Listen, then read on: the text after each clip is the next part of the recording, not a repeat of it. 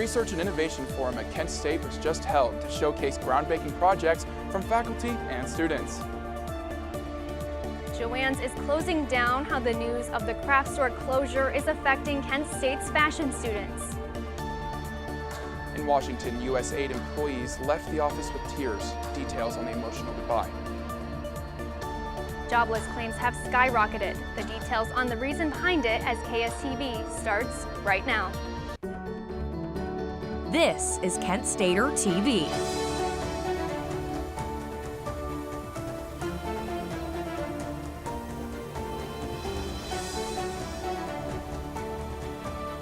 Good Thursday evening, Portage County. I'm Hayden Cruz. And I'm Sydney Brown. Thank you for spending your evening with KSTV.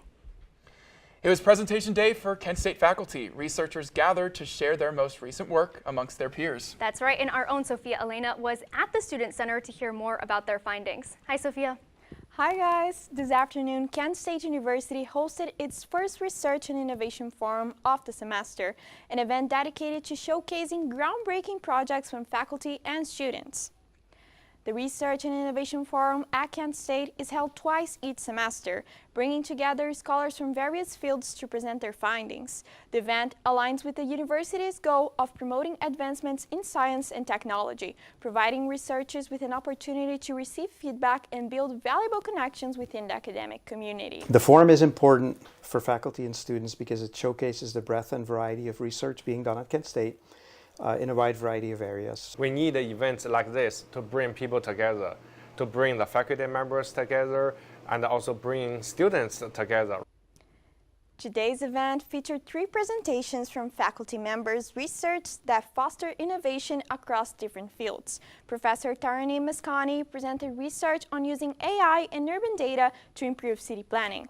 Dr. Mary Stepp explored the development of a mobile health support tool for young people with HIV. And lastly, Dr. He Ying examined how Earth observation technology can track the impacts of war. What many of us want to do is to create new ways of doing things or of looking at things that make the world better. As a university community, research is important because this is the only place you can do that. Here, we're really trying to expand the boundaries of. The next Research and Innovation Forum will be held in April, offering another opportunity for students and faculty to engage with cutting-edge research. For KSTV, I'm Sophia Elena. All right, thank you, Sophia. Black United students, along with Kent State Black alumni, are hosting Be Us, a 2-phase event. To close out Black History Month, every room in Oscar Ritchie Hall will be used from 4 to 7:30 p.m. for Phase 1, with events including spoken word poetry, the Kent State Gospel Choir, seminars, and more. Phase 2 will be a late-night party starting at 8 p.m. Black United students said this is a way to make space to uplift, empower, and utilize their voices. For more information, visit @BlackUnitedStudents on Instagram. Your first forecast on Kent Stater TV.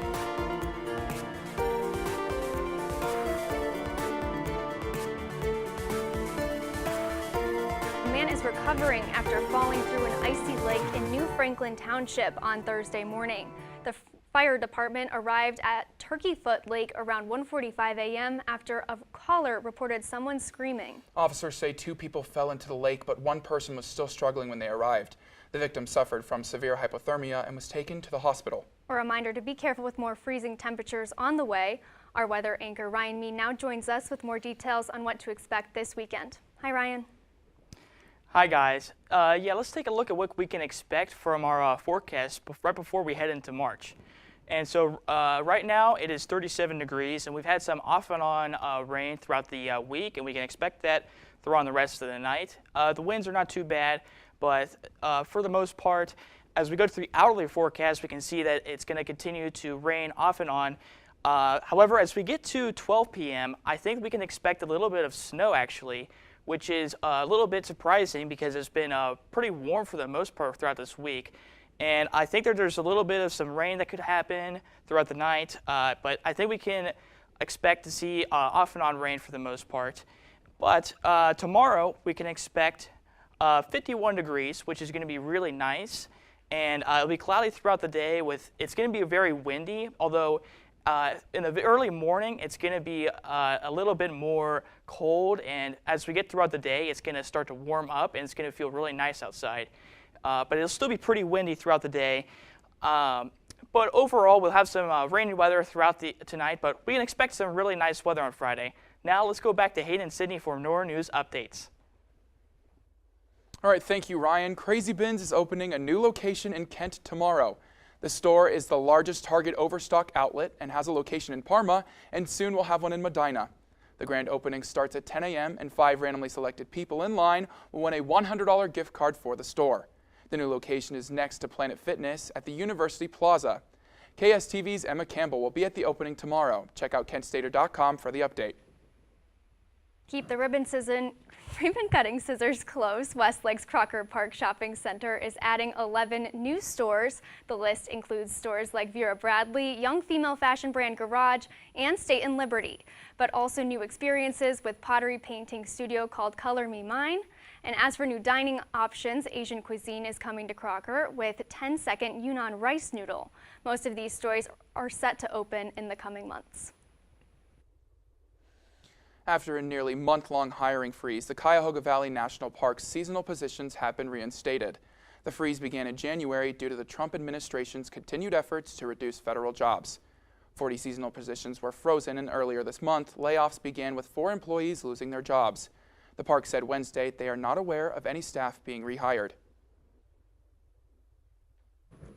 How the news of the craft store chain Joann's closing down is trickling down to our students. Our own Nikki Gajeski spoke to KSU's fashion design students. President Trump is threatening on more tariffs. How could this lead to higher prices for American consumers, especially with inflation heating up?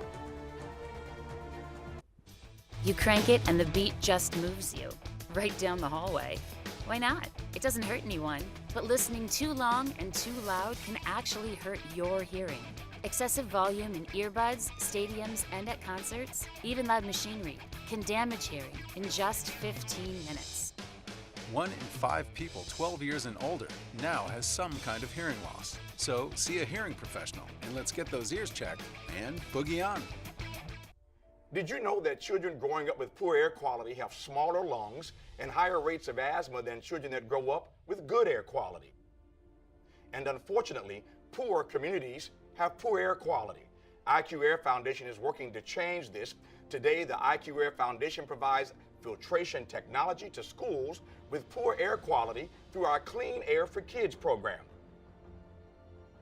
Our goal is to help over 50,000 school children every year breathe over 90% cleaner air indoors, helping to level the playing field, reduce barriers to learning, reduce sick days, and increase test scores. Mitigating poor air quality is key to environmental justice. Help Clean Air for Kids reach more children at iqairfoundation.org.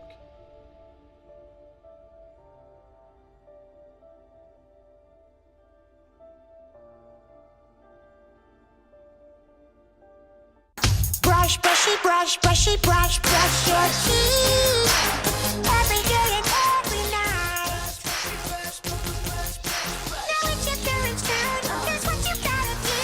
Let them have your toothbrush so that they can brushy brush your teeth. Good job, you're almost done. 5, 4, 3, 2, 1. That's it.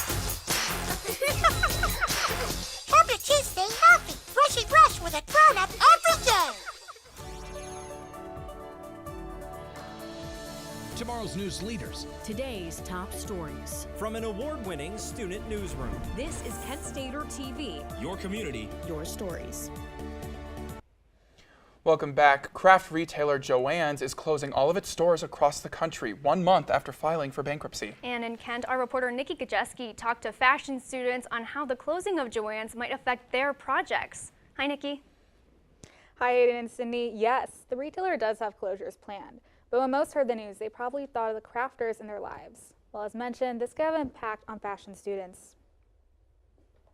Thing that you can buy from Joann's to create whatever look you're creating, that's what you're getting from Joann's.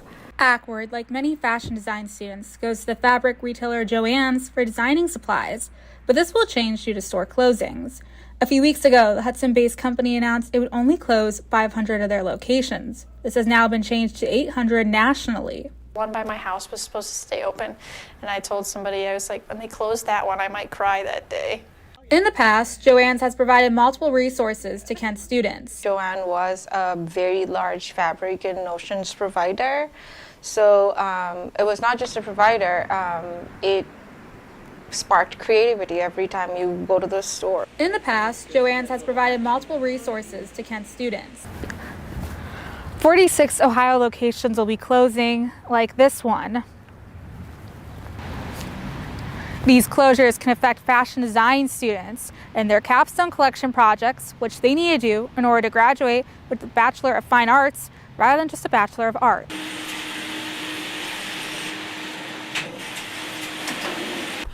Where are we supposed to get our fabric? While Klein seems worried, she has alternatives. I'll just start ordering fabric. The school so far, in the classes I've taken this year, have been providing a lot, so that hasn't been like an issue. But for like personal projects or fashion shows and that kind of thing, when you're going out to buy stuff, now you'll have to plan ahead and more order it than worry about like getting it in person. Now, Nikki, I'm curious because the Hudson location is the corporate office and it's the closest to our university. Do you think they'll close that location later on? Definitely. Right now, they're just doing out-of-business sales, trying to get rid of inventory. So once they get rid of that, I definitely think they will be going immediately into closure. And we heard there were some options already for students, but where do you think students are going to go now? I spoke to the students. They said there's Hobby Lobby and Michael's as big names. They can always go to thrift stores. At Kent, we have the fabric pantry, and also the fact that the school is very generous with fabric, so they want to make sure fabric will always be around for students, regardless of retailers. Thank you so much, Nikki. Now in D.C., President Trump is threatening double tariffs on China. Trump said 25% tariffs on Mexican and Canadian goods are set to take effect on March 4th as planned. That's the same date of the newly proposed additional 10% on Chinese imports. Mexico, China, and Canada are America's top 3 trading partners. Tariffs on all 3 at the same time could lead to higher prices for American consumers. In addition to tariffs, new reports about the state of the U.S. economy and how it impacts Americans came out today. Companies like Apple and Eli Lilly say they're investing billions of dollars in the U.S. manufacturing. But a recent survey shows concerns about inflation. The government is in the process of cutting spending with a new House resolution and DOJ's layoff of federal workers that some economists worry will backfire. With inflation reports, there may be a few cracks in the U.S.'s job market as well. According to the Labor Department, roughly 242,000 unemployment claims were filed last week. That's up 22,000 from the tally taken the week before and was higher than many economists had predicted. Part of the bump in joblessness comes from recently laid off federal employees. As part of federal layoffs, U.S. aid employees carried out their belongings from the now closed government agency headquarters. One of the employees shared their feelings, saying that it's a tragic and devastating situation. It's been horrible. There's been like little to no communication with us. We're being treated terribly. There's been no like offboarding with us. It's just been very sudden everything. One day being locked out of the building, the next being told you're on admin leave, things like that. It's been very difficult. Workers were told they would have 15 minutes to collect their belongings and clear out their desks during designated time slots. Supporters were outside of the building cheering on the now laid off employees. This comes after President Trump gave orders to dismantle the agency at the beginning of the month, and security personnel closed down the headquarters in the Ronald Reagan building in Washington, D.C. The Pentagon plans to kick out transgender service members. The official guidance was made public on Wednesday as part of an ongoing lawsuit over one of President Trump's executive orders. According to the policy, the Department of Defense only recognizes 2 sexes that are unchanging during a person's life. The memo says any service member who has had a history or exhibits symptoms of gender dysphoria will be released from service. After recent mid-air collisions, Elon Musk says Verizon's efforts to provide a critically needed upgrade to the FAA's air traffic control system is failing and wants Starlink to take over. Starlink is a unit of SpaceX, Musk's satellite and rocket company. Verizon has a $2.4 billion contract to provide a long-sought upgrade to the FAA's communication system. This week, the agency confirmed it is testing 3 Starlink terminals. Keeping you informed and ahead of the storm, this is your KSTV weather.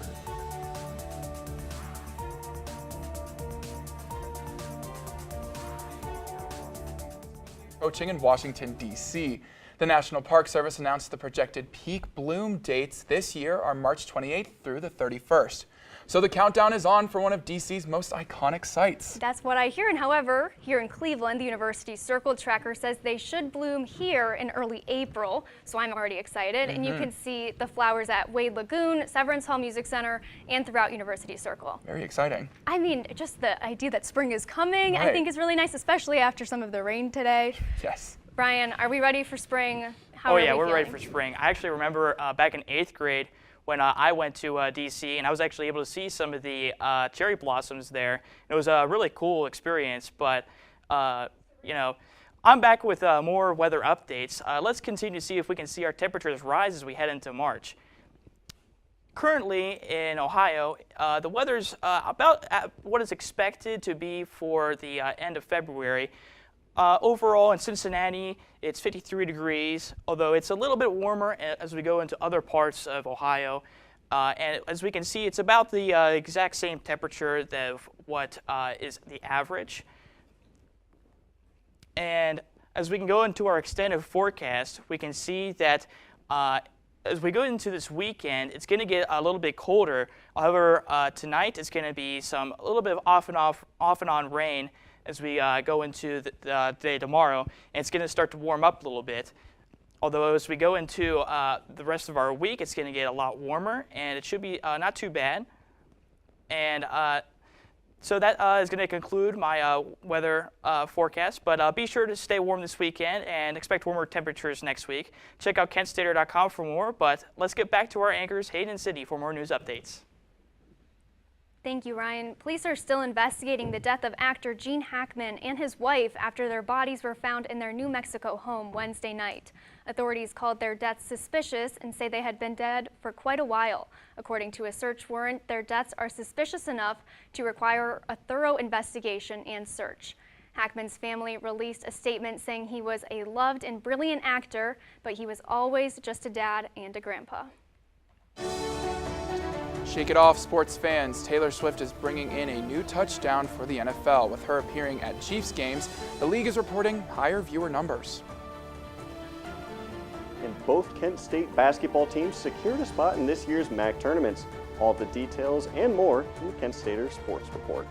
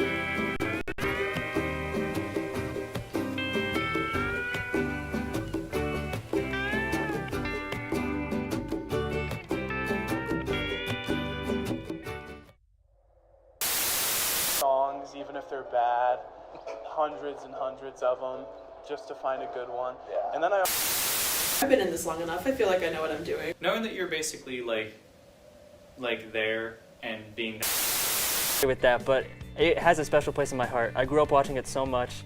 Have you guys seen it?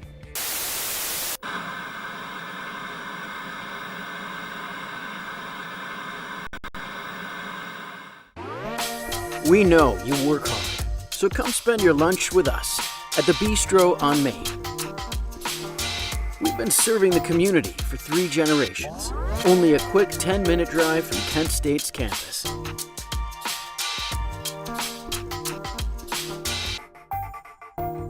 Make your breaks count at the Bistro on Main, where friends become family.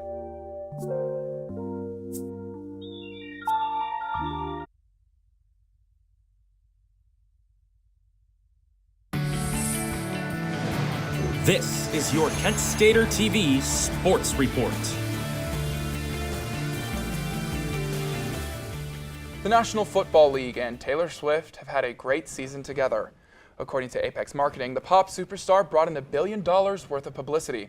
The firm tracked how often Swift and the NFL were mentioned since her game day debut in 2023. And her relationship with Kansas City Chiefs star Travis Kelce and her record-breaking Eras Tour amplified the media exposure. However, since the season ended a few weeks ago, interest has declined. Now, I'm in good company, but I do not believe you guys are Swifties. But I have to tell you about how, because of all the hype, my cousin actually bought me a Taylor Swift-themed sweatshirt, but it looks like the NFL logo.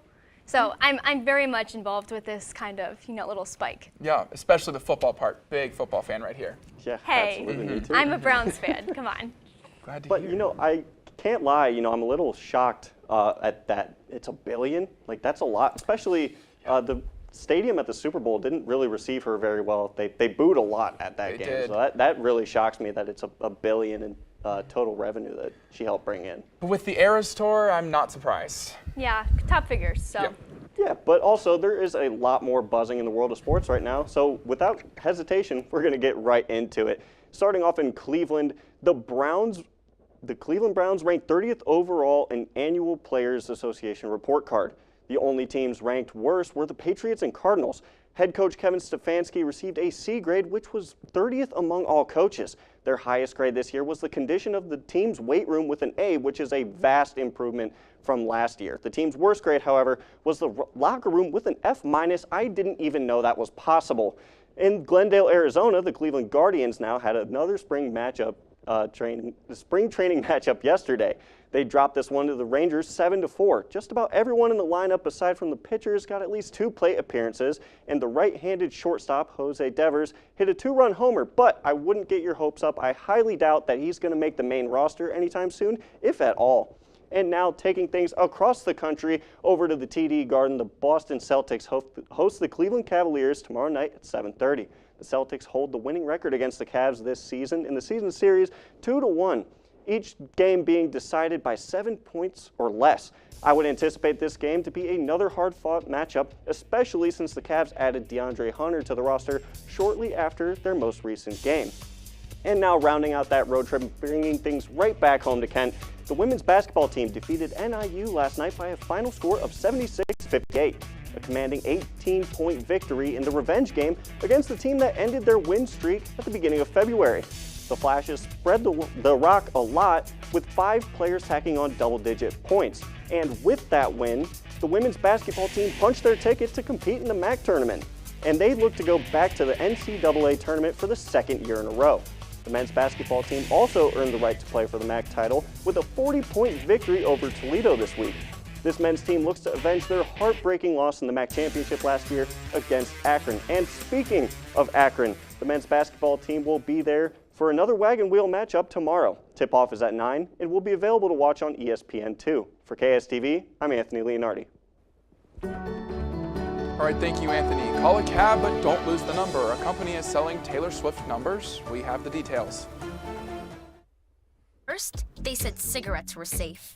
We know how that turned out. Now, they say they didn't market e-cigarettes to teens.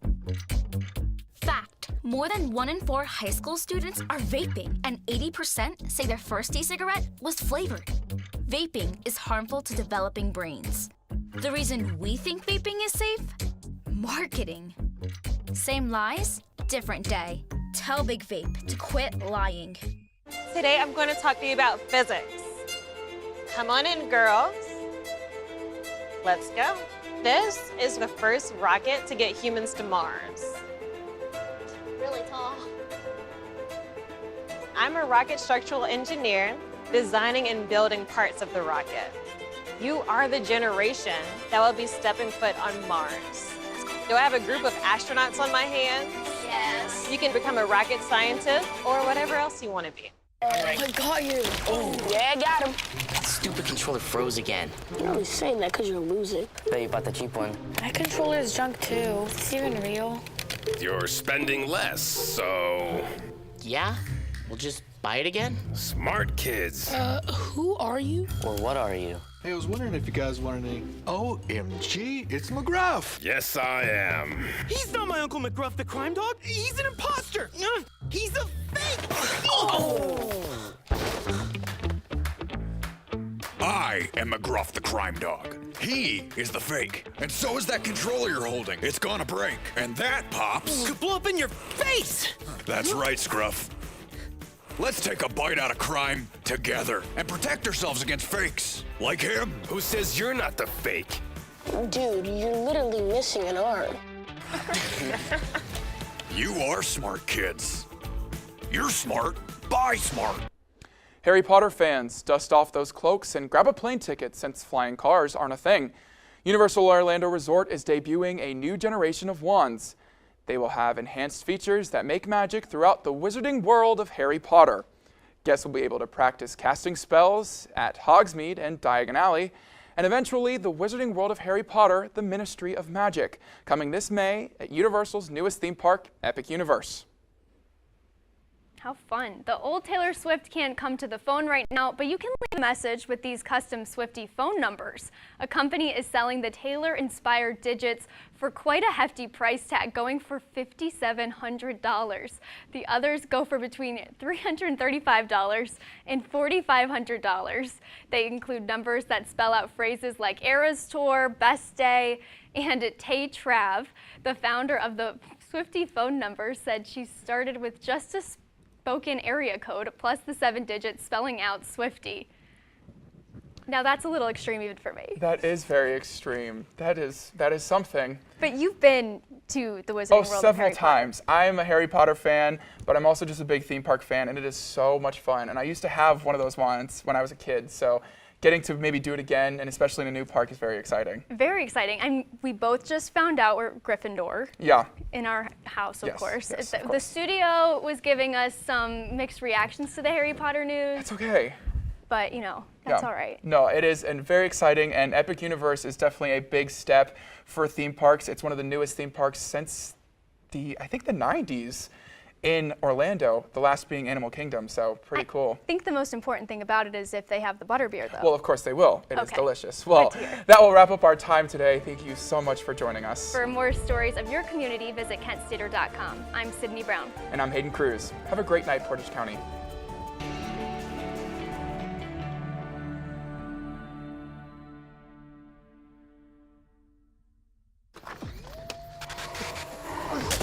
Multiple studies have shown that marijuana can slow both driver reaction and response time, which can be really dangerous. He's here. He's here. Wait. What? I can't drive. Why? My. Oh.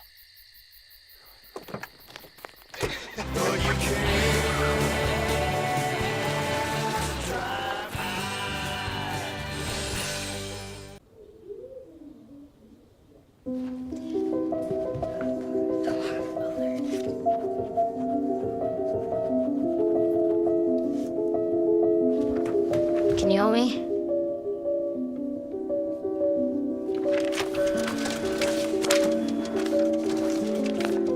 Mom, Dad, we're going out. Thank you.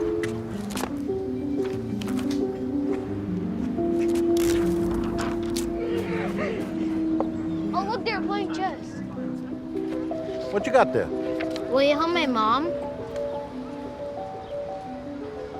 She's real sick, huh? Hey, crew, I'll give the first move to anyone who signs up to be an organ donor. How do you do it? Easy. Just go to organdonor.gov. You heard them, organdonor.gov. More donors means more hope. Sign up at organdonor.gov. Hey, I'm worried about your parents. We need to show them how to spot phishing emails. Agreed, the scammers are out of control. Plus, help them add multi-factor authentication. Yes, we use MFA at work and it's great.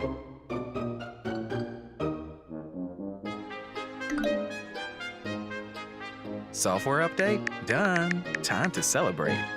For more information on how to keep yourself and those you care about safe online, go to CISA.gov/secure our world.